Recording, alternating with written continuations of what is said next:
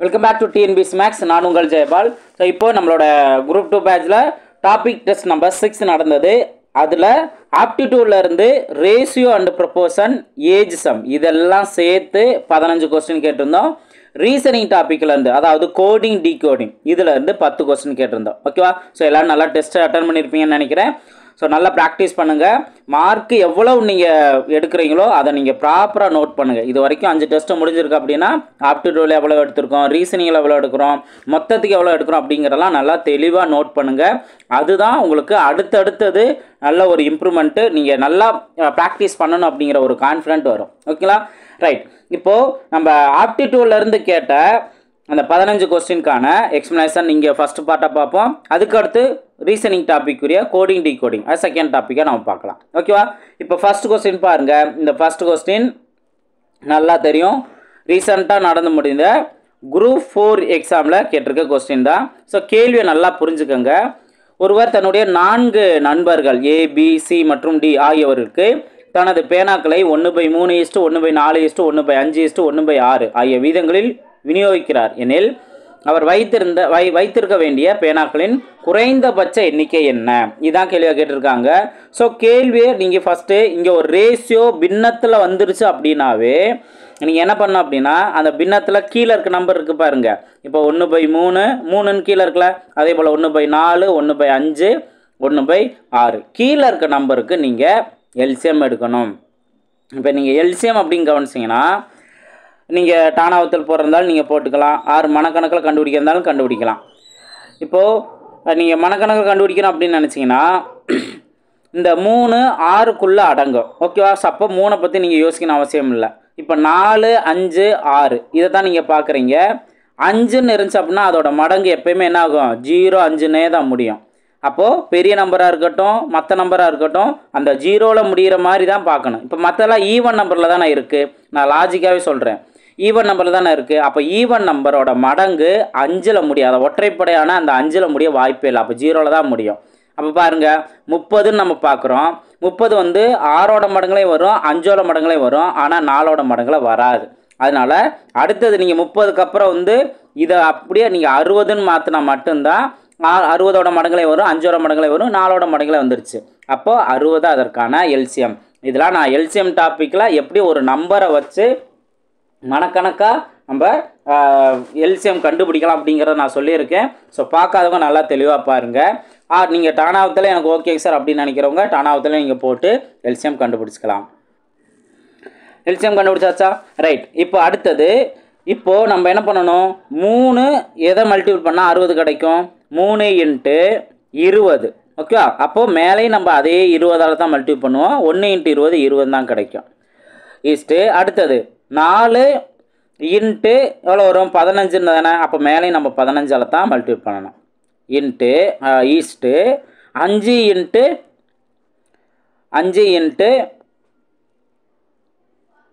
12.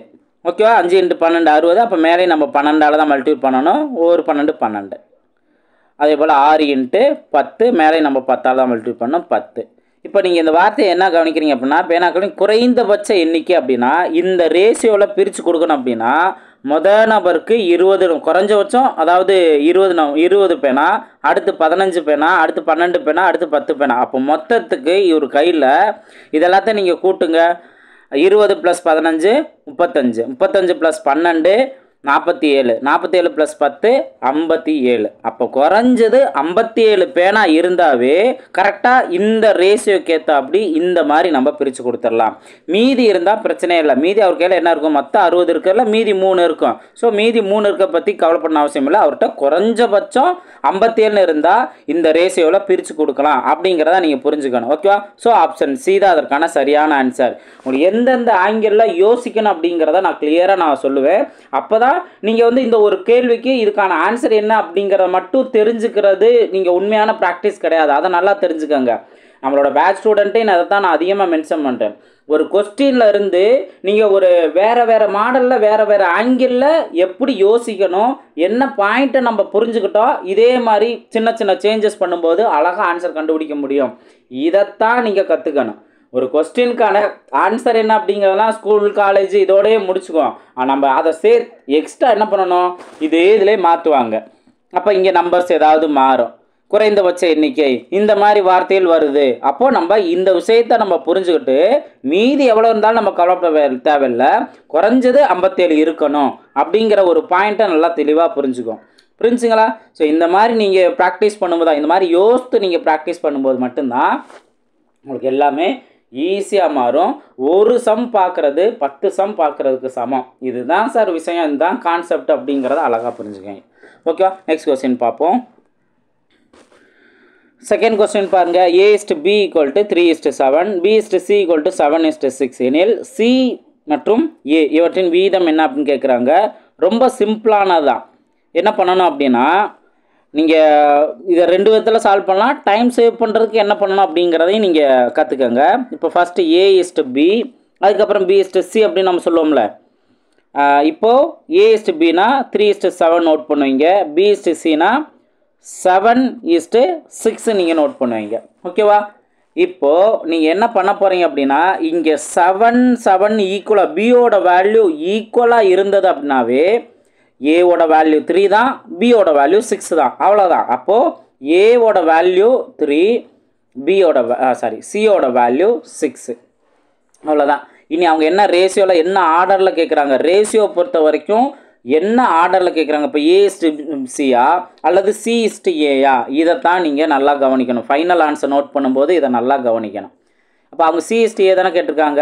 அப்போ C/Aங்கிற போது 6:3 அடிச்சு கொடுத்தோம் அப்படின்னா 2:1. அப்போ 2:1 தான் அதற்கான ஆன்சர்.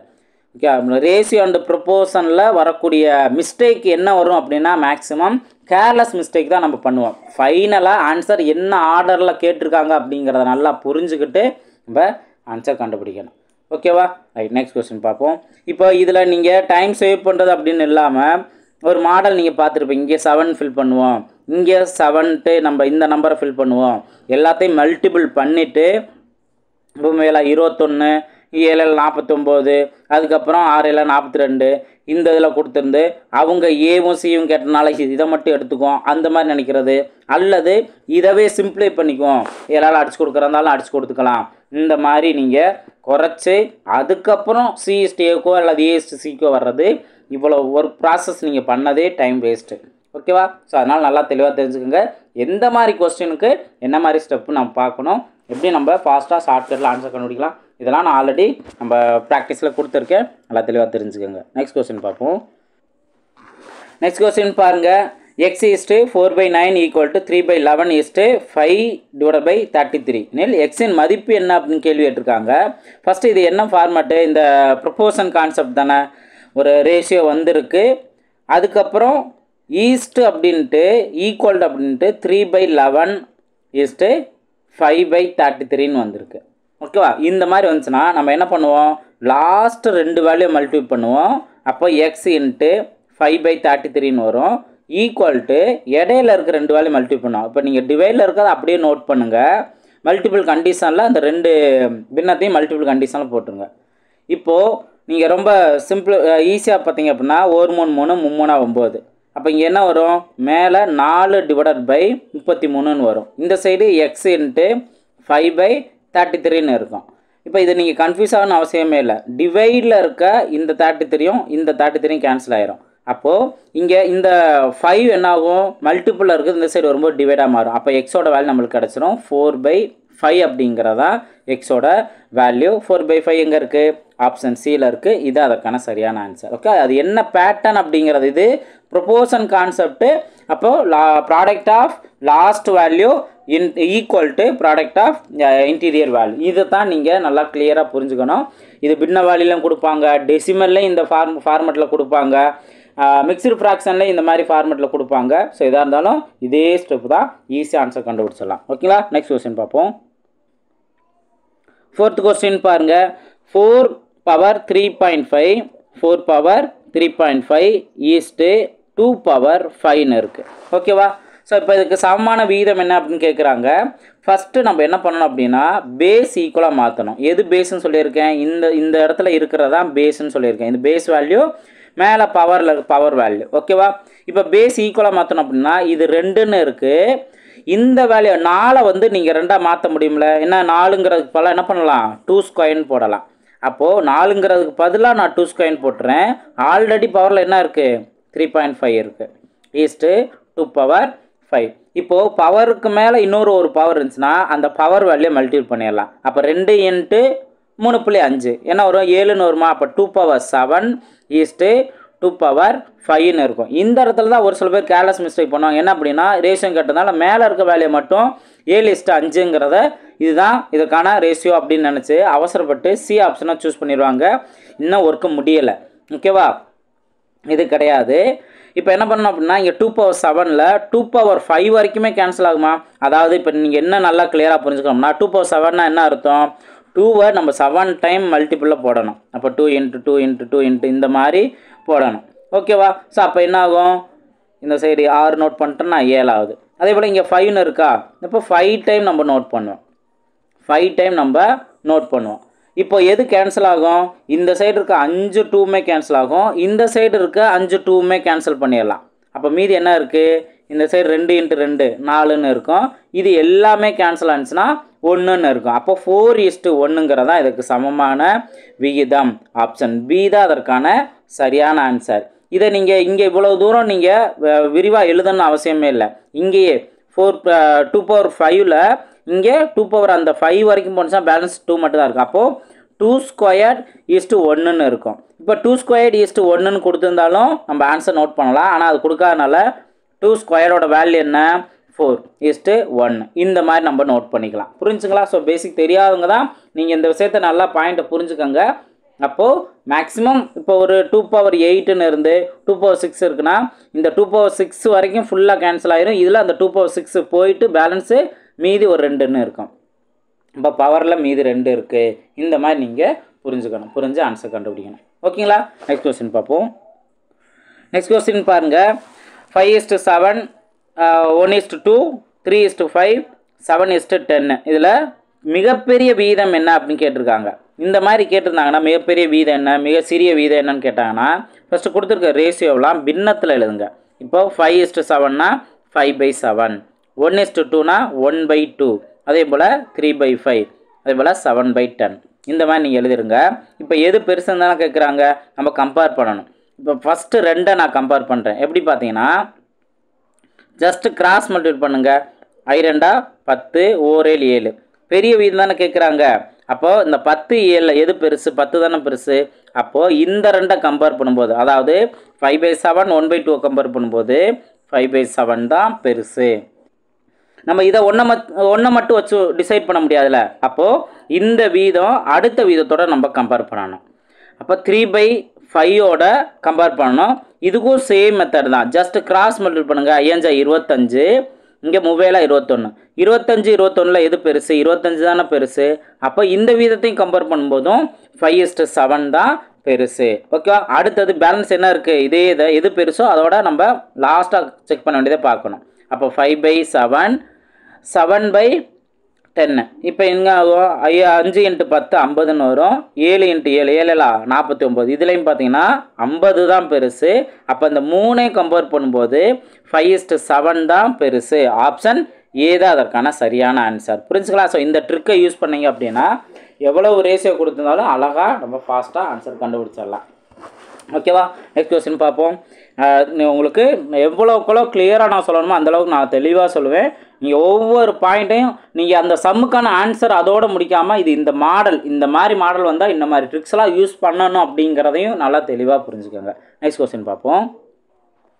6வது கொஸ்டின் பாருங்கள். A:B = B:D = E:F = 1:2 எனில் இந்த வேல்யூக்கு ஆன்சர் என்ன அப்படின்னு கேட்குறாங்க. ஃபஸ்ட்டு இந்த பாயிண்ட்டை நீங்கள் எப்படி எழுதலாம் அப்படின்னா, இப்போது ரேஷியோன்னு இருந்தால் பின்னத்தில் தான் சொல்லியிருக்கேன்ல. அப்போது A/B = C/D = E/F = 1/2. இந்த மாதிரி எழுதுங்க. இதில் எழுதும்போதே நீங்கள் ஒரு பாயிண்ட்டை கிளியராக புரிஞ்சுக்கலாம். மேலே இருக்க ACE இதோட வேல்யூ எல்லாம் 1. ஓகேவா? கீழே இருக்க BDF இதோட வேல்யூலாம் 2. இதை தெரிஞ்சிட்டா போதும், டைரெக்டாக நீங்கள் இங்கே அப்ளை பண்ணிடலாம். அப்போ என்ன வரும், 3 இன்ட்டு ஏவோட வேல்யூ 1 தானே, ஸோ கரெக்டாக அப்ளை பண்ணுங்கள். ப்ளஸ் 5 இன்ட்டு சியோட வேல்யூ 1 ப்ளஸ் 7 இன்ட்டு ஈயோட வேல்யூ 1 ஈஸ்ட்டு 3 இன்ட்டு பியோட வேல்யூ 2 ப்ளஸ் இது ப்ளஸ் தான் ஓகேவா, ப்ளஸ் 5 இன்ட்டு டியோட வேல்யூ 2 ப்ளஸ் 7 இன்ட்டு எஃபோட வேல்யூ 2. இப்போ சிம்பிளை பண்ணுங்கள். 1 3 3 plus 1 5 5 plus 1 7 7 is to 2 6 plus 2 10 plus 7 14. இப்போ வேல்யூ ஆட் பண்ணோம்னா இங்கே 15ன்னு வரும், இந்த சைடு 20 30ன்னு வரும் ஓகேவா. இதை சிம்பிளை பண்ணால் 15 2 15 30. அப்போ 1:2 தான் நமக்கு தேவையான ஆன்சர்.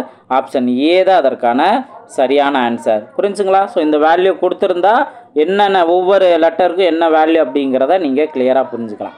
நெக்ஸ்ட் கொஸ்டின் பார்ப்போம். 7th கொஸ்டின் பாருங்கள். இதை கொஞ்சம் நீங்கள் கிளியராக புரிஞ்சுக்கணும். ஆனால் பேசிக்கான கான்செப்ட் தான், நல்லா தெளிவாக புரிஞ்சுக்கோங்க. இந்த மாதிரி தியரிட்டிக்கல் கான்செப்ட் அல்லது லெட்டர் நம்பர் கொடுக்காம லெட்டர் கொடுக்கறது இதெல்லாம் நீங்கள் நல்லா கவனமாக பார்த்துக்கணும். இப்போ கொஸ்டின் கவனிங்க. A/B C/D என்பது ஒரு வீத சமத்தை உருவாக்குகிறது எனில் பின்வருவனவற்றில் எது மெய்யானது, எது வந்து கரெக்டானது அப்படின்னு கேட்குறாங்க. இப்போது ஃபஸ்ட்டு இந்த மாதிரி வீத சமத்தில் இருந்தால் நம்ம என்ன பண்ணுவோம், இப்போ ஆல்ரெடி நம்ம பார்த்துருக்கோம்ல, A/B டபுள்இஸ்ட்னா ஈக்குவல்னு அர்த்தம், C/Dன்னு இருக்கும். அப்போ லாஸ்ட் 2 வேல்யூ மல்டிபிள் பண்ணுவோம், ஈக்குவல் டு இடையில இருக்க 2 வேல்யூ. அப்போ என்ன கிடைக்கும், AD ஈக்குவல் டு BCன்னு இருக்கும் ஓகேவா. ADயை மல்டிபிள் பண்ணி கிடைக்கிற வேல்யூ BCயை மல்டிபிள் பண்ணி கிடைக்கிற வேல்யூ ஈக்குவல். இதுதான் நம்மளுக்கு வீத சமம். இந்த பாயிண்ட்டு தான் நீங்கள் நல்லா நோட் பண்ணிக்கணும். இப்போது இதே ஆர்டரில் மற்றது எது வருதோ அதுதான் மெய்யானது. இப்போ ஆப்ஷனை கவனிங்க. ஆப்ஷன் ஏல பார்த்தீங்கன்னா A/B D/Cன்னு கொடுத்துட்டாங்க. அப்போது லாஸ்ட் 2 வேல்யூ மல்டிபிள் பண்ணும்போது AC ஈக்குவல் டு BDன்னு கிடைக்கும், இடையில இருக்க 2 வேல்யூ மல்டிபிள் பண்ணும்போது. அப்போ நம்மளுக்கு தேவை ஏவையும் டிவையும் தான் மல்டிபிள் பண்ணி கிடைக்கிற வேல்யூம் BCயும். ஆனால் இங்கே பாருங்கள் மாறி இருக்கா, அப்போ இது மெய்யானது கிடையாது. அதே போல் இங்கே இருக்கையும் பாருங்கள், BD ஈக்குவல் டு ACன்னு வரும். அப்போ இதுவும் ஈக்குவல் வரல, இதே தான் இங்கேயும் வந்து அப்படியே இந்த சைடு கொடுத்துருக்காங்க. அப்போ இது ரெண்டும் வராது அப்படிங்கிறத கிளியராக புரிஞ்சுக்கலாம்.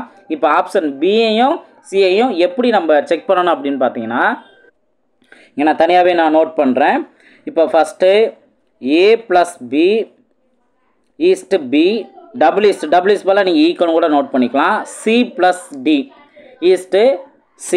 இப்போது இந்த ரேஷியோக்கு முன்னாடி இருக்க இந்த வேல்யூ முழு வேல்யூ, அப்போ இதுவும் லாஸ்ட்டில் இருக்க வேல்யூ மல்டிபிள் பண்ணணும். அப்போ என்னாகும், A+B இன்ட்டு Cன்னு இருக்கும் ஈக்குவல் டு இந்த இடையில இருக்க 2 வேல்யூ, அப்போது C+D இன்ட்டு B. இதை நீங்கள் சியை மல்டிபிள் பண்ணாலுமே கூட உங்களுக்கு AC+BCன்னு இருக்கும் ஈக்குவல் டு இந்த பியை உள்ளே மல்டிபிள் பண்ணாலும் CB+DB அப்படின்னு இருக்கும். இதுக்கப்புறம் நீங்கள் என்ன தான் நீங்கள் மாற்றினாலுமே கூட வேல்யூ இப்போ வந்து இதில் கேன்சல் ஆகும். எப்படின்னு பார்த்தீங்கன்னா, இப்போ இந்த CBன்னு இருக்கா, இந்த வேல்யூவை ஈக்குவல் டு இந்த சைடு கொண்டு வாங்க.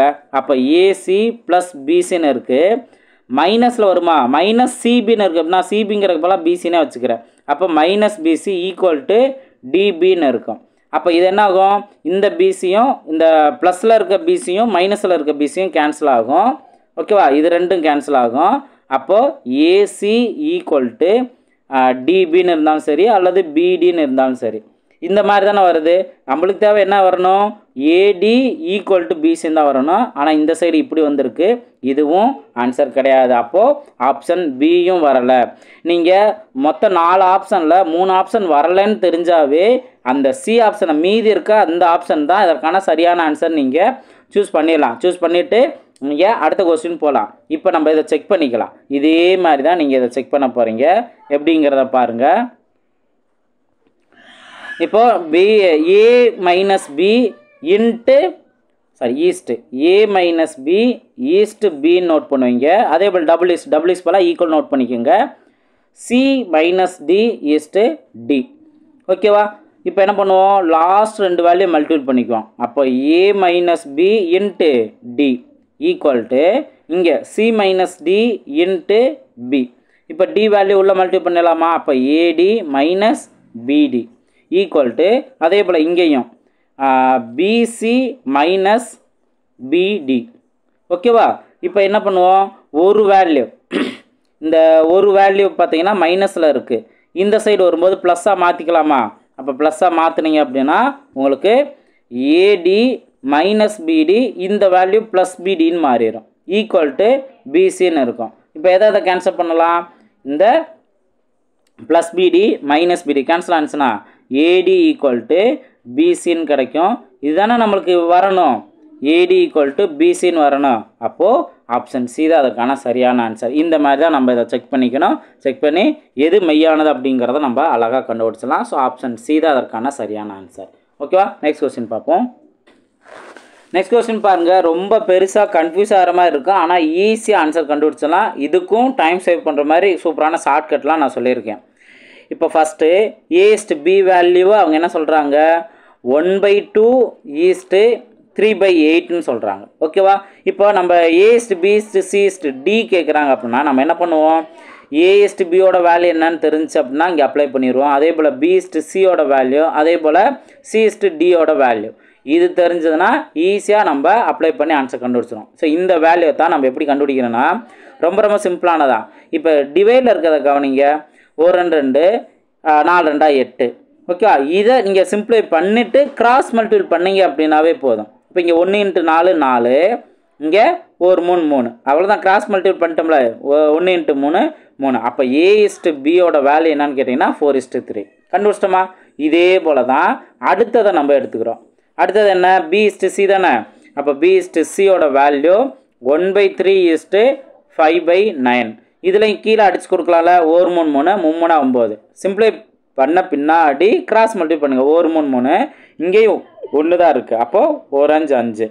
அப்போ என்ன வரும், 3:5 தானே இருக்கும். அப்போ பிஸ்ட் சியோட வேல்யூ என்ன, 3:5. ஓகேவா? அடுத்தது இதே போல் லாஸ்ட் என்ன, சிஸ்ட் டி தானே. இதையும் நீங்கள் இங்கேயே சிம்பிளை பண்ணுறதாலும் பண்ணிக்கலாம். இப்போ இதை நான் கிளியராக நான் சொல்கிறேன். சிஸ்ட் டியோட வேல்யூ என்ன கொடுத்துருக்காங்க, 5/6 3/4.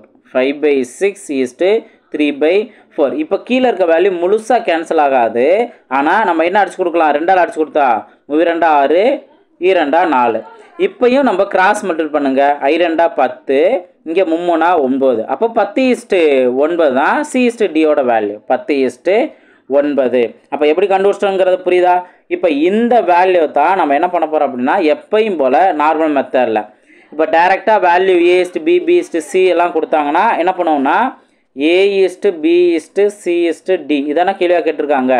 அப்போ 4:3. அதுக்கப்புறம் பிஸ்ட் சியோட வேல்யூ என்ன, 3:5. அதுக்கு அடுத்தது சிஇஸ்ட் டியோட வேல்யூ 10:9. இப்போ கேப்லாம் நம்ம என்ன பண்ணுவோம், இந்த சைடு உள்ள கேப்பில் இந்த நம்பரை இந்த 3ங்கிறதே அப்படியே எல்லா இடத்துலையும் நம்ம நோட் பண்ணிடுறோம். இந்த கேப்பில் இந்த பக்கத்தில் இருக்க 5 நோட் பண்ணிடுறோம். இந்த கேப்பில் பக்கத்தில் இருக்க 3, இந்த கேப்பில் 10 10 நோட் பண்ணிடுறோம். இப்போது இங்கே தான் நீங்கள் ஸ்மார்ட்டாக ஒன்று யோசிக்கணும். நான் தெளிவாக சொல்லியிருக்கேன்.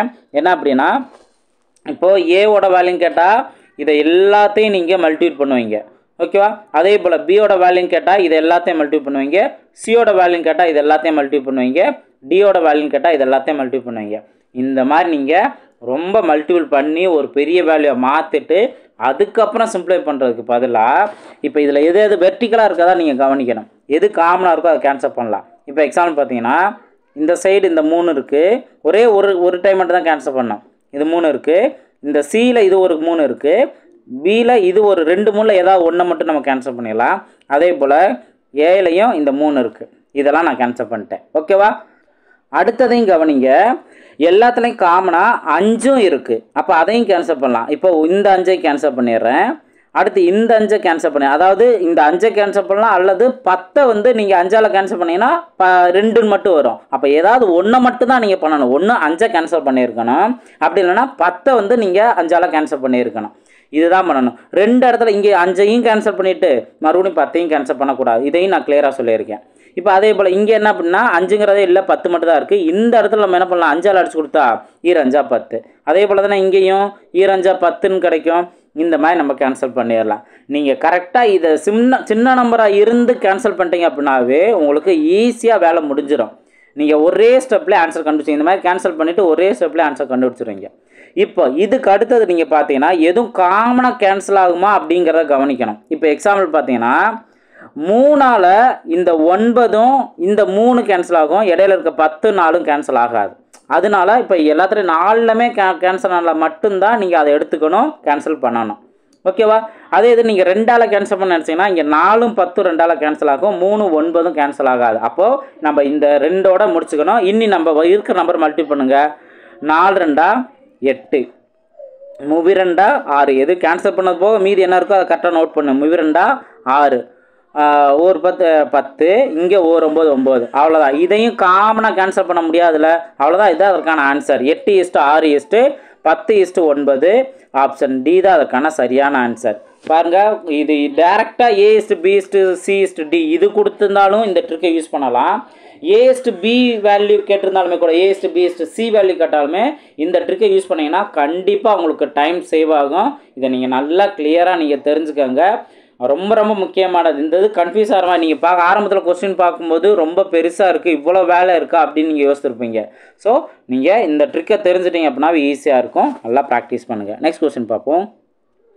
9வது கொஸ்டின் பாருங்கள். 20 மைல்களுக்கும் 25 கிலோமீட்டருக்கும் உள்ள வீதம் என்ன அப்படின்னு கேட்டிருக்காங்க. யூனிட் சேஞ்ச் ஆகிருக்கு. இங்கே 20 மைல்னு கொடுத்துருக்காங்க, 25 கிலோமீட்டரும் கொடுத்துருக்காங்க. அப்போ என்ன பண்ணணும்? ஒரு மைல் அப்படிங்கிறத நீங்கள் 1.5 கிலோமீட்டர், இது ஸ்டாண்டர்டாக உங்களுக்கு தெரிஞ்சிருக்கணும். ஓகேவா? ஒரு மைலுங்கிறது 1.5 கிலோமீட்டருங்கிறத தெரிஞ்சிருக்கணும். அப்போ அதை நீங்கள் அப்ளை பண்ணுங்கள். இப்போது 1.6 கிலோமீட்டர், சாரி, ஒரு மைலுங்கிறது 1.6 கிலோமீட்டர். நான் மாற்றி நோட் பண்ணிட்டேன். 1.6 கிலோமீட்டர்.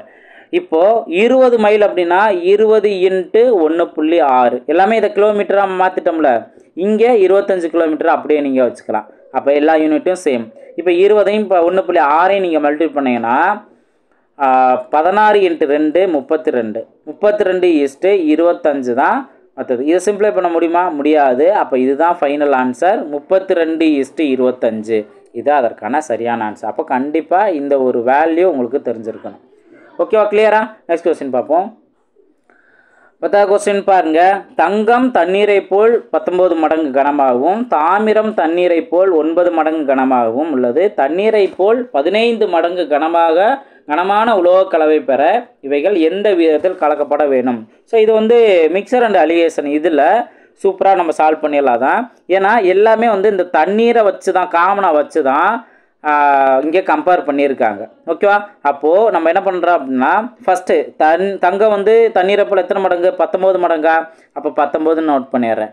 அடுத்து தாமிரம் எத்தனை மடங்கு? 9 மடங்கா? அப்போ 9 நோட் பண்ணிடுறேன். இது தங்கம், இது தாமிரம். ஓகேவா? இப்போ இது ரெண்டையுமே சேர்த்து எந்த விதத்தில் கலக்கணும்? எத்தனை மடங்கு போல் கலக்கணும்? 15 மடங்கு. அப்போது 15 நீங்கள் நோட் பண்ணிடுங்க. ஓகேவா? இப்போ தான் நீங்கள் நல்லா கவனிக்கணும். இது ரெண்டுக்கு டிஃப்ரென்ஸ், அதாவது 9க்கும் 15க்கும் டிஃப்ரென்ஸ் என்ன வரும்? 6ன்னு வருமா? ஓகே, நீங்கள் பெரிய நம்பர் ப்ளஸ்ஸு மைனஸ் அப்படிலாம் விஷயம் இல்லை, ஜஸ்ட்டு டிஃப்ரென்ஸ் என்னவோ அதை மட்டும் நோட் பண்ணிக்கணும். அதே போல் இந்த ஆப்போசிட்டில் 19க்கும் 15க்கும் டிஃப்ரென்ஸ் என்ன? 4. ஓகேவா? இது ப்ளஸ் மைனஸ்லாம் எதுவுமே தேவையில்லை. இதுதான் நமக்கு தேவையான ரேஷியோ. இதை சிம்ப்ளை பண்ண வாய்ப்பு இருந்தால் சிம்ப்ளை பண்ணிடலாம். இப்போ 2ஆல் சிம்ப்ளை பண்ணால் 2 6, 2 4. அப்போ 3:2 தானே இருக்குது. 3:2 தான் அதற்கான ஆன்சர். ஆப்ஷன் டி தான் அதுக்கான சரியான ஆன்சர். ஈஸியாக ஆன்சர் கண்டுபிடிச்சிடலாம். நெக்ஸ்ட் கொஸ்டின் பாருங்கள். இதுவும் ஈஸியாக ஆன்சர் கண்டுபிடிச்சலாம். நான் நிறையா டைம் இதற்கான ஷார்ட்கட் நான் சொல்லியிருக்கேன். 3 எண்களின் விகிதம் 4:5:6. அதனுடைய சராசரி 25 எண்ணில் அதில் மிகப்பெரிய எண் எது அப்படின்னு கேள்வி கேட்டிருக்காங்க. இது ரொம்ப சிம்பிளானதான். என்ன அப்படின்னா, கொடுத்துருக்க நம்ம ஆன்சர் கண்டுபிடிக்கிறோமோ இல்லையோ, ஃபஸ்ட்டு கொடுத்துருக்க ரேஷியோ கவனிங்க. 4:5:6. ஓகேவா? இதானே கொடுத்துருக்காங்க. இதில் அவங்க என்ன மிகப்பெரிய எண் கேட்குறாங்கன்னா, இந்த ரேஷியோவில் மிகப்பெரிய எண் என்ன? 6 தானே. இப்போ இந்த 6ஓட மடங்கு தான் ஆன்சராக இருக்கும். அவ்வளோதான். இதுதான் நீங்கள் சிம்பிளாக தெரிஞ்சுக்க வேண்டியது. நான் நிறைய டைம் நான் சொல்லியிருக்கேன். அப்போ இங்கே பாருங்கள், ஆப்ஷனை பாருங்கள். 45 6ஓட மடங்கில் வராது, 40 6ஓட மடங்கில் வராது, 35 6ஓட மடங்கில் வராது, 30 மட்டும்தான் 6ஓட மடங்கில் வரும். அப்போது ஆப்ஷன் டி 30 அதற்கான ஆன்சர். ஈஸியாக நம்ம ஆன்சர் கண்டுபிடிச்சிடலாம்.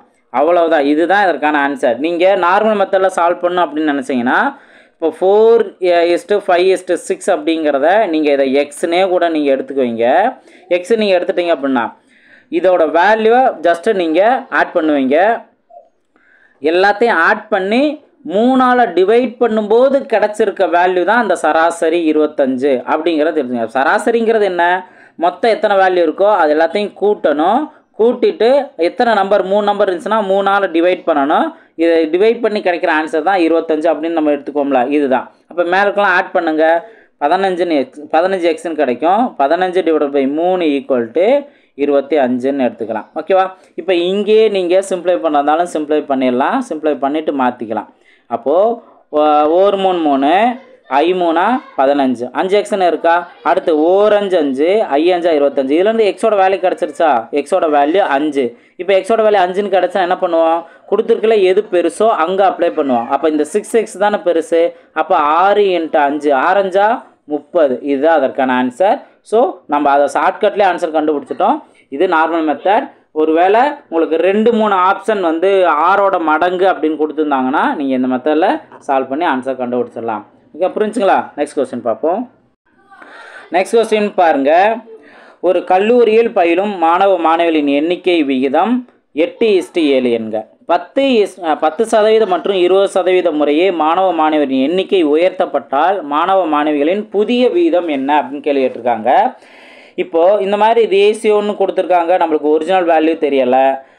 ஒரு இதுக்கு அதாவது மாணவர் வந்து 10% அதிகமாக இருக்குது, மாணவி 20% அதிகமாக இருக்குது. அப்போது அதிகமான அந்த புதிய மாணவ மாணவியரோட வீதம் என்ன? இதுதான் வந்து கேள்வி கேட்டிருக்காங்க. ஓகே, அதிகமான பின்னாடி புதிய மாணவ மாணவர்களோட வீதம் என்ன? இதுதான் கேள்வி கேட்டிருக்காங்க. இப்போ என்ன பண்ண போகிறோம்னா சிம்பிளாக அவங்க ஒரிஜினல் வேல்யூ கொடுக்கல, 8:7 தானே கொடுத்துருக்காங்க. நம்ம ஒரு வேல்யூ க்ரியேட் பண்ணிக்கலாம். ரேஷியோ அப்படிங்கிறபோது இப்போ 8:7ன்னு இருந்துச்சுன்னா 2 நம்பரையும் காமனான ஒரு நம்பரால் மல்டிபிள் பண்ணணும். இப்போ எக்ஸ் அப்படின்னா அந்த எக்ஸுங்கிற காமனான நம்பரில் தானே. நான் ரொம்ப ஈஸியாக என்ன பண்ண போகிறேன் அப்படின்னா 2 வேல்யூயும் நான் 10ஆல் மல்டிபிள் பண்ண போகிறேன். அப்போது 8 × 10 எவ்வளோ வரும்? 80. அடுத்து 7 × 10 என்ன? 70. அவ்வளோதான். நம்ம ரேஷியோங்கிறது நீங்கள் 10ஆல் மல்டிபிள் பண்ணலாம், 100ஆல் மல்டிபிள் பண்ணலாம், எந்த நம்பர் வேணாலும் மல்டிபிள் பண்ணலாம். அது ரெண்டுலையுமே காமனாக மல்டிபிள் பண்ணிடணும். அப்போ நம்மளுக்கு ஒரு வேல்யூ கிடைக்கும். ஓகேவா? அடுத்தது இப்போ நீங்கள் நல்லா கவனிங்க. 80 அப்படிங்கிறது என்ன?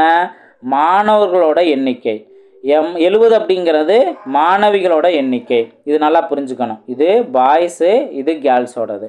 இப்போ எத்தனை இது உயர்த்துறாங்க? 10% மாணவர்கிட்ட உயர்த்துறாங்க. அப்போ 80ல் 10% எவ்வளவு? 80ல் 10% 8. இதை நீங்கள் ஆட் பண்ணிங்கன்னா இந்த சரி என்ன கிடைக்கும்? 88ன்னு கிடைக்கும். 80 + 8 88ன்னு கிடைக்கும். அதே போல் 70ல் 20% என்ன? 70ல் 10%ங்கிறது 7. அப்போ 20%ங்கிறது 14. அப்போ 70ஓட நீங்கள் 14 ஆட் பண்ணிங்கன்னா இங்கே 84ன்னு கிடைக்கும். இதுதான் புதிய மாணவர்கள். ஒரு வேலை முடிஞ்சுங்களா? ஒரிஜினல் வேல்யூ என்னங்கிறது தேவையில்லை. நம்மளா ஒரு நம்பர் அசியூம் பண்ணி அழகாக அவங்க சொல்லியிருக்க கண்டிஷனை அப்ளை பண்ணிடலாம். இப்போ இதை சிம்ப்ளை பண்ணால் நம்மளுக்கு தேவையான ஆன்சர் வரும். எப்படி சிம்ப்ளை பண்ணலாம்? நீங்கள் 4ஆல் சிம்ப்ளை பண்ணீங்க அப்படின்னா இங்கே 22ன்னு கிடைக்கும், இங்கே 21ன்னு கிடைக்கும். இதுக்கு மேலே சிம்ப்ளை பண்ண முடியாதுல்ல. அப்போ 22:21 தான் இதற்கான ஆன்சர். ஆப்ஷன் சி தான் அதற்கான சரியான ஆன்சர். வேலை முடிஞ்சுங்களா? ஸோ ரொம்ப சிம்பிளாகவே இதுக்கான ஆன்சர் கண்டுபிடிச்சலாம். இதுவுமே இப்போ ரீசெண்டாக குரூப் 4 எக்ஸாமில் கேட்டிருந்தாங்க. ஸோ நல்லா ப்ராக்டிஸ் பண்ணிக்கோங்க. நெக்ஸ்ட் கொஸ்டின் பார்ப்போம். நெக்ஸ்ட் கொஸ்டின் பாருங்கள். A, B, C ஆகிய மூவரின் மாத சம்பள விகிதம் 2:3:5 ஆகும். இதில் ஆக்சுவலாக ட்விஸ்ட் இருக்குது, நல்லா தெளிவாக தெரிஞ்சுக்கோங்க. சியின் மாத சம்பளம் ஏயை காட்டிலும் ரூபாய் 1200 அதிகம் எனில் பியின் ஆண்டு சம்பளம் என்ன கேட்டிருக்காங்க. ஸோ இதில் என்னங்க சார் ட்விஸ்ட் அப்படின்னா அவங்க கொடுத்துருக்க ரேஷியோ பார்த்தீங்கன்னா மாத சம்பளத்துக்கான ரேஷியோ. ஆனால் அவங்க என்ன கேட்டிருக்காங்க?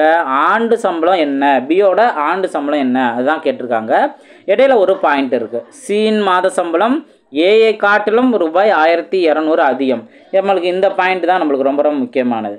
இப்போ ஒரு விஷயத்தை கவனிங்க. A:B:C அதோட வேல்யூ என்ன கொடுத்துருக்காங்க? 2:3:5ன்னு கொடுத்துருக்காங்க. இப்போது சியின் மாத சம்பளம் ஏயை காட்டிலும் அதிகம் சொல்கிறாங்கன்னா இது ரெண்டுக்கான வித்தியாசம் என்னன்னு கேட்டிங்கன்னா அந்த 1200. அப்போது நம்ம என்ன பண்ணுறோன்னா சியோடது என்ன 5x, ஓகேவா, 5x. அடுத்து ஏவோடது என்ன இருக்கிற 2x. இதுக்கான வித்தியாசம்தான் அந்த 1200 அப்படிங்கிற இந்த ஒரு பாயிண்ட்டை நீங்கள் நல்லா கிளியராக புரிஞ்சுக்கணும், ஓகேவா. ஏ மைனஸ் சி, அதாவது சி மைனஸ் ஏ இதுக்கான அந்த வித்தியாசம்தான் அதிகம் அப்படின்னு சொல்லியிருக்கேன், அந்த ஒரு அமௌண்ட்டு. அதை தான் நம்ம அதுக்குரிய ரேஷியோவை இங்கே நம்ம அப்ளை பண்ணியிருக்கோம். இப்போ இங்கே 5x - 2xல் நீங்கள் சிம்ப்ளை பண்ணால் என்ன வரும், 3xன்னு வரும். 3xோட வேல்யூ 1200ன்னு கிடச்சிருச்சு. இப்போ இதுக்கப்புறம் நீங்கள் இந்த 3ஐயும் 1200 நீங்கள் டிவைட் பண்ணி சிம்ப்ளை பண்ணணும்னு அவசியமே இல்லை. ஏன் அப்படின்னு கேட்டிங்கன்னா 3xோட வேல்யூ 1200ல் அவங்க கேட்டிருக்குது என்ன கேட்டிருக்காங்க, பியோட ஆண்டு சம்பளம் கேட்டிருக்காங்க. அப்போ பியோட மாத சம்பளத்துக்கான வீதம் என்ன, அந்த 3 தானே. அப்போ பியோட அந்த 3xவே இங்கே டைரெக்டாக நம்ம 1200ன்னு கண்டுபிடிச்சிட்டோம். புரிஞ்சுங்களா.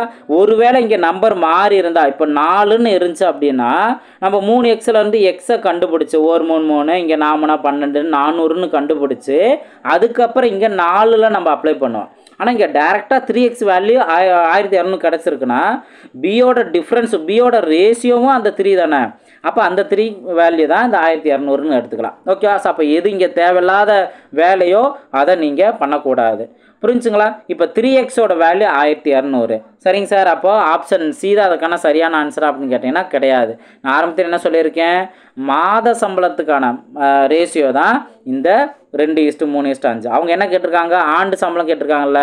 அப்போ 1200 மாத சம்பளம் இன்ட்டு ஒரு வருஷத்துக்கு ஆண்டு சம்பளம்னா என்ன, மாதம் 12 தானே, ஓகேவா. அப்போ 12ஆல் மல்டிப்ளை பண்ணுங்கள். 12 × 12 என்ன வரும், 144. 144ஓட அந்த 2 0 சேர்த்துருங்க. இதுதான் நமக்கு தேவையான ஆன்சர். ஆப்ஷன் ஏ தான் அதற்கான சரியான ஆன்சர். இதுதான் நீங்கள் கிளியராக புரிஞ்சுக்கணும். ஸோ நல்லா தெளிவாக நீங்கள் நோட் பண்ணிக்கோங்க, ஓகேவா. ரைட், இது வரைக்கும் நம்ம ரேஷியோ கான்செப்டில் பார்த்தோம். இப்போ லாஸ்ட்டாக வந்து 2 கொஸ்டின் என்ன கேட்டிருந்தேன் நான், லாஸ்ட்டாக 2 கொஸ்டின் பார்த்தீங்கன்னா ஏஜ் சம்மில் கேள்வி கேட்டிருந்தோம்.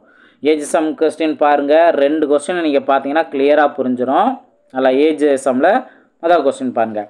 ஏ மற்றும் பி ஆகியோருள் ஏ இளையவர், அவர்களின் வயதுகளின் வித்தியாசத்தின் 7 மடங்கானது அவர்களின் வயதுகளின் கூடுதலுக்கு சமம். 12 ஆண்டுகளுக்கு பிறகு பியின் வயதும் ஏயின் தற்போதைய வயதும் 5:3 என்ற வீதத்தில் இருப்பின் ஏயின் தற்போதைய வயது என்ன அப்படின்னு கேள்வி விட்டுருக்காங்க. ஸோ எவ்வளோ தூரம் கன்ஃபியூஸ் ஆகணுமோ அவ்வளோ தூரம் கன்ஃபியூஸ் பண்ணி விட்ருக்காங்க. ரொம்ப ரொம்ப ஈஸியானதான். நீங்கள் கொஸ்டினை நல்லா ஒவ்வொரு பாயிண்ட்டையும் தனித்தனியாக புரிஞ்சுக்கோங்க, அழகாக ஆன்சர் கண்டுபிடிச்சிடலாம்.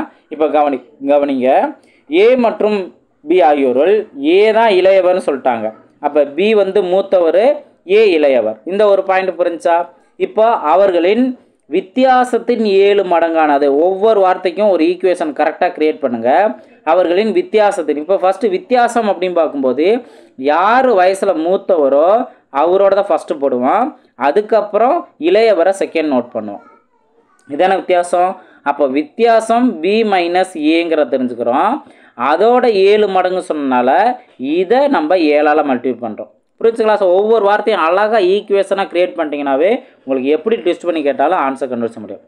ஸோ அவர்களின் வயதுகளின் கூடுதலுக்கு சமம். இப்போது சமம் சொன்னதுனால ஈக்குவல் பண்ணிடுறோம். எது அவங்களோட வயதோட கூடுதல் தானே. நீங்கள் வயதோட கூடுதல் அப்படிங்கிறபோது நீங்கள் ஆர்டரை மாற்றி போட்டாலும் ஒன்றும் பிரச்சனை இல்லை.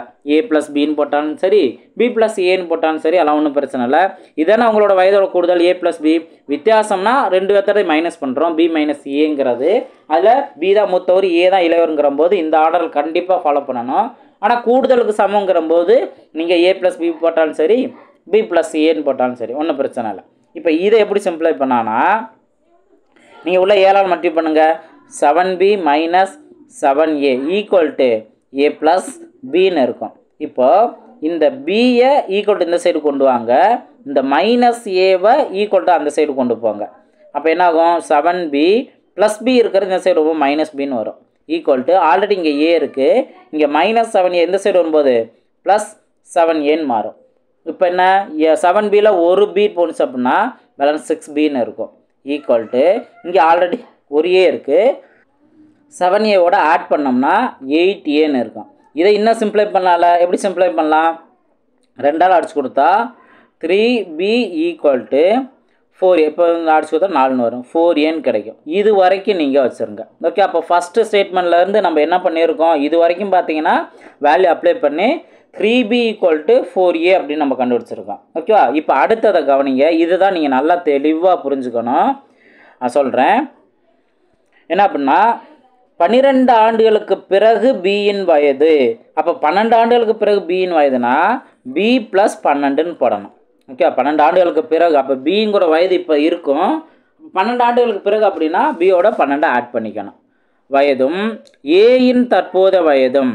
ஓகே, அப்போ ஏவோட தற்போதைய வயது என்ன, ஏ தான். அப்படியே தான் நோட் பண்ணுவோம். அவங்களோட ரேஷியோ என்னன்னு சொல்லிட்டாங்க, 5:3ன்னு சொல்லிட்டாங்க.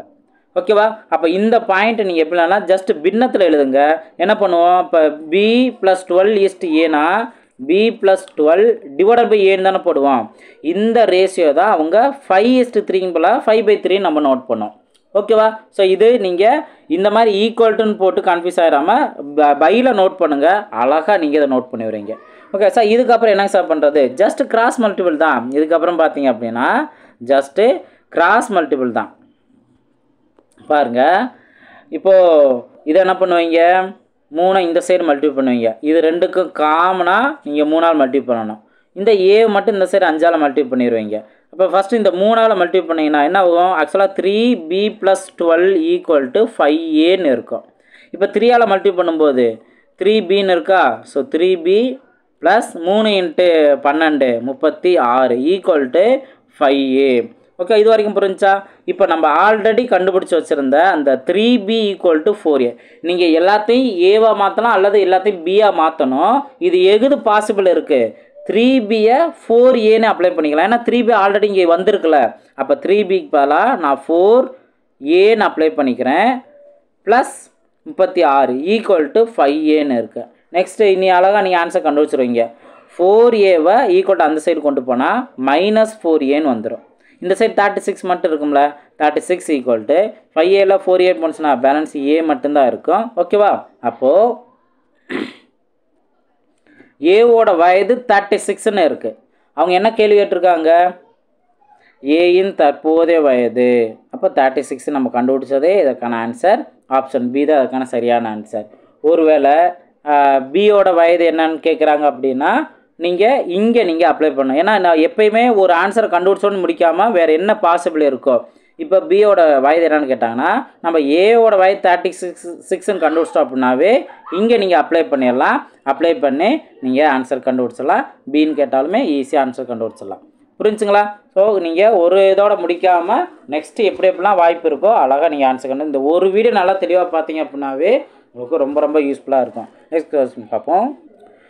நெக்ஸ்ட் கொஸ்டின் பாருங்கள். ஸோ இதுவும் கொஞ்சம் லைட்டாக நீங்கள் யோசிக்கிற அளவுக்கு இருக்கும். ஒரு குடும்பத்தில் 10 உறுப்பினர்களின் சராசரி வயது 21 ஆண்டுகள். ஒரு குடும்ப உறுப்பினரின் இறப்பு காரணமாக சராசரி வயது 2 மாதங்கள் குறைக்கப்படுகிறது. இறந்த உறுப்பினரின் வயது என்ன அப்படின்னு கேள்வி கேட்டிருக்காங்க. இப்போது இது ஆக்சுவலாக நீங்கள் நல்லா கவனிக்கணும். ஃபஸ்ட்டு சராசரி அப்படின்னு கொடுத்தாங்கன்னே நம்ம என்ன பண்ணுவோம், மொத்தம் எவ்வளவு உறுப்பினர் இருக்காங்க அவங்களோட சராசரி என்ன, இதை நீங்கள் மல்டிபிள் பண்ணால் அவங்களோட கூடுதல் கிடச்சிரும். மொத்தத்துக்கு எவ்வளவு பேர் இருக்காங்க அப்படிங்கிற கூடுதல் கிடச்சிரும். இது ஆல்ரெடி நம்ம பார்த்தது தான். அப்போ நீங்கள் கவனிச்சிங்கன்னா மொத்தம் 10 உறுப்பினர்களா, 10 உறுப்பினர்களோட சராசரி வயது என்ன, 21 ஆண்டுகள் ஈக்குவல்ட்டு இதை ரெண்டையும் மல்டிபிள் பண்ணிங்க அப்படின்னாவே உங்களுக்கு இந்த 210ன்னு கிடைக்கும். இப்போ நீங்கள் அதாவது இங்கே மாதங்கள் கொடுக்காம இருந்தால் இந்த மெத்தடில் நீங்கள் அடுத்தடுத்தது நீங்கள் கண்டுபிடிச்சிடலாம். இப்போ இங்கே மாதங்கள் 2 மாதம் மட்டும்தான் குறைக்கப்படுதுன்னு சொன்னதுனால நான் என்ன பண்ணுறேன் அப்படிங்கிற பாருங்கள். ஃபஸ்ட்டு இதில் சராசரி ஃபஸ்ட்டு இதில் 10 பேர் கொண்ட உறுப்பினர்களில் சராசரி வயது 21 ஆண்டுகள்னு சொல்லிட்டாங்கல்ல. சராசரி தான் இங்கே 2 மாதங்கள் குறையுது. அப்போ இருக்கிறத கவனிங்க, சராசரி 21 ஆண்டுன்னு சொல்கிறாங்கல்ல. நான் 21 ஆண்டுகளவே மாதமாக மாற்றிடுறேன். என்ன பண்ண போகிறேன், 12ஆல் மல்டிபிள் பண்ண போகிறேன். 12ஆல் மல்டிபிள் பண்ணால் என்ன வரும்னு பாருங்கள், 21 12 2 2 4 1 1 1 2 அப்போ 2 5 2 252 மாதங்கள்னு இருக்கா, 252 மாதங்கள். இப்போது அழகாக இந்த பாயிண்ட்டை நீங்கள் சிம்பிளை பண்ணிடலாம். அப்போ இறப்பின் காரணமாக அப்படின்னா ஒருத்தர் இறந்துடுறாரு. அப்போ 9 பேர் தான் இருக்காங்க. அப்போ 9 பேருக்கு வந்துட்டு என்ன ஆகும், 2 மாதம் மட்டும், சராசரி வந்து 2 மாதம் மட்டும் குறையுமா? நீங்கள் எதையும் மல்டிபிள் பண்ண தேவையில்ல. இந்த 252ல் 2 மாதத்தை மட்டும் குறைச்சிருங்க, என்ன வரும், 250 மாதங்கள்னு கிடைக்கும். புரிஞ்சுங்களா? இப்போது இன்னி நீங்கள் நான் சொன்ன மெத்தடில் நீங்கள் சால்வ் பண்ணுங்கள். எப்படின்னு பார்த்தீங்கன்னா 10 பேரோட சராசரி 252 மாதங்கள் அப்படின்னா மொத்தத்துக்கு எவ்வளோ மாதங்கள் வரும், 2520 மாதங்கள் வரும். ஜஸ்ட் இதை மல்டிபிள் பண்ணிட்டேன். இப்போ அடுத்தது 9 பேர்த்துக்கான சராசரி 2 மாதங்கள் குறைச்சதுனால எவ்வளோ வந்துருச்சு, 250ன்னு வந்துருச்சு. 9 × 250 மல்டிபிள் பண்ணுங்கள், 0 வரும். 95 45க்கு 5 பேலன்ஸ் 4 20 18 18 22. ஓகேவா? இதுதான் இந்த வித்தியாசம்தான் அந்த இறந்த மாணவரோட மாதங்கள். இப்போ வித்தியாசம் பாருங்கள், 0 இங்கே 12 வரும், 12ல் 5 போனுச்சுன்னா 7, இங்கே 4 தான் இருக்கும், 4ல் 2 போனுச்சுன்னா 2, அவ்வளோதான். அப்போது அந்த இறந்த மாணவரோட வயது கேட்டிங்கன்னா மொத்தம் 270 மாதம். இப்போ இந்த மாதத்தை தான் நீங்கள் வருஷமாக மாற்றலாம். என்ன பண்ண போகிறீங்க, டிவைடில் 12ன்னு போட போகிறீங்க. அப்போ 12ன்னு போட்டு சிம்பிளை பண்ணால் 27ல் எத்தனை 12 இருக்குது, 2 12 24, பேலன்ஸ் என்ன 3ன்னு வருமா? அப்போ 30, 30க்குள்ளேயுமே என்னதான் இருக்குது, 2, அதாவது 2 × 12 24ன்னு இருக்குது. 3 போயிடுச்சுன்னா 36ன்னு போயிடும். அதனால் 30க்குள்ளே 2 தான் இருக்குது. மீதி என்ன இருக்குது, 30ல் 24 போனுச்சு அப்படின்னா பேலன்ஸ் 6. அப்போ 0 சேர்க்கும்போது உங்களுக்கு 60ல் எத்தனை, அதாவது 0 சேர்த்தனால நீங்கள் பாயிண்ட்னு வச்சுக்கிறீங்க. 60ல் வந்து எத்தனை 12 இருக்குது, 5 12 இருக்குது. அப்போ அந்த இறந்த ஆளோட வயசு என்னென்னா 22.5 வயசு. எக்ஸாக்டாக சொல்லணும் அப்படின்னா 22.5 வயசு. ஆனால் ஆப்ஷனில் கவனிங்க, உங்களுக்கு 22 மட்டும்தான் கம்ப்ளீட்டாக கொடுத்துருக்காங்க. அப்போ நம்ம என்ன 22 வயசுன்னு ஆனாலுமே கூட எது முடிஞ்சதோ அதைத்தானே சொல்லுவோம். அந்த ஆங்கிளில் எடுத்துகிட்டு ஆப்ஷன் சி தான் அதுக்கான சரியான ஆன்சர் சொல்லலாம். ஒருவேளை ஆப்ஷனில் இப்போ 22ங்கிறத 22 1/2ன்னு நம்ம சொல்லலாம்ல, 22ங்கிறத இந்த மாதிரி ஆப்ஷன் இருந்தால், இப்போ 22 1/2 இந்த மாதிரி இருந்தால் 22 ஒரு வேளை ஆப்ஷனில் இருந்து 22ன்னு ஆப்ஷனில் இருந்துச்சு அப்படின்னா 22 தான் இதற்கான எக்ஸாக்டான ஆன்சர் அப்படிங்கிறதையும் நீங்கள் ஆன்சர் கண்டுபிடிக்கலாம். புரிஞ்சுங்களா? ஸோ நீங்கள் அந்த பாயிண்டில் கொடுக்காதனால முழுசாக எத்தனை வயசு முடிஞ்சிருக்கோ அதை எடுத்துக்கலாம். ஒருவேளை பாயிண்ட்லையும் கொடுத்துருந்தாங்க அப்படின்னா, இந்த மாதிரி பின்ன வேலையிலையும் கொடுத்துருந்தாங்கனாலும் நீங்கள் அதுக்கான ஆன்சரை ஈஸியாக கண்டுபிடிச்சலாம். ஸோ இதுதான் நீங்கள் இங்கே தெரிஞ்சுக்க வேண்டியது. நீங்கள் டைம் வந்து எவ்வளவு போகுது அப்படிங்கிறத யோசிக்காமல் எந்த அளவுக்கு நம்ம தெளிவாக புரிஞ்சுக்கணும். ஒவ்வொரு பாயிண்ட்டையும் நம்ம தெளிவாக, ஏன்னா நீங்கள் ஒரு கொஸ்டினுக்கான ஆன்சர் கண்டுபிடிச்சோம்னா அதோட வேலை முடியலை. அது அந்த பாயிண்ட்ல இருந்து என்னென்ன விஷயங்களாம் நம்ம கவனிக்கணுங்கிறதான் இங்கே நோட் பண்ண வேண்டியது இருக்குது. ஸோ நல்லா ப்ராக்டிஸ் பண்ணுங்கள். அடுத்தடுத்த வீடியோவில் மீட் பண்ணலாம். தேங்க்யூ.